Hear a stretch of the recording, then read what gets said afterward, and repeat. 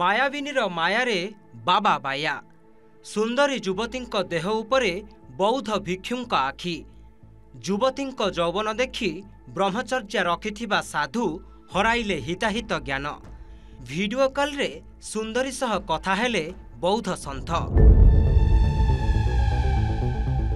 निझुम रातिरे माताल साधु बौद्ध सन्थंक nude video record कले युवती साधुंक अश्लील फोटो और वीडियो रखी ब्लैकमेल कला थाईलैंड युवती युवतींक ठारू जबत हेला 80,000 न्यूड फोटो और वीडियो ब्लैकमेल करी बौद्ध सन्यासी चंदेछि 102 कोटी।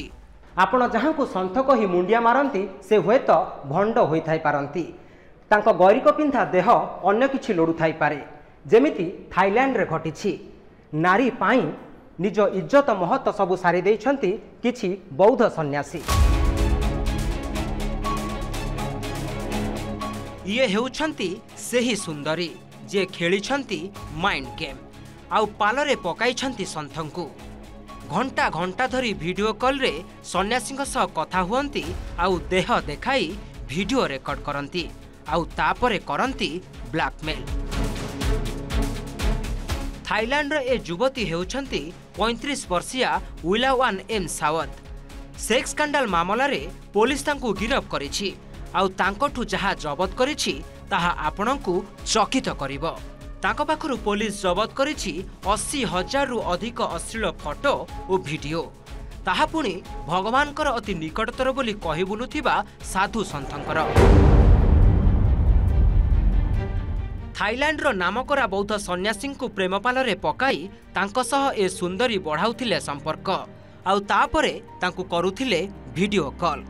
अरुआ खाई गेरुआ पिंथि सन्थ बोलाउथिबा बौद्ध सन्यासी भी ए मायाविनीर मायारे बाया होइथिले देहर भोक पाखे बौद्ध सन्थ मानि जाइथिले हार जहार फायदा नेइथिले 35 वर्षीया विलावान एम सावत कोटी कोटी टंका संपत्तिर मालिक थिबा सन्थ मानंकु निज सौंदर्य रे फसाइबा परे तांकु करुथिला ब्लैकमेल कहुथिला टंका छाड़ नहले मार्केट को छाड़ी देबी तम अश्लील वीडियो गौरिक पोशाक तले लुचिथिबा भांडामी काले पदा को चली आसीबो आउ बदनाम हेबे सेथिपाई डरी मरी कान मुंडा आउसी युवतींक कथारे सर्वस्व ओजाड़िबाकु बाध्य हेउथिले संपृक्त बौद्ध सन्यासी। केवल सेतिकी नुहे टंका सह दामी गिफ्ट भी सन्यासी देउथिले यांकु 102 कोटी टंका सह दामी मर्सिडीज बेंज गाड़ी भी पुलिस जबत करिछि। तदंत करी पुलिस जानिबाकु पाइछि जे विलावान एम सावत 9 जन बौद्ध सन्यासींक सह सेक्सुअल रिलेशन ने थिले तांको फोन जबत परे सबु कथा सामना को आसीछि। कोटी कोटी टंका सन्यासींक पाखरु आनी ऑनलाइन जुआ खेलिछि एम सावत।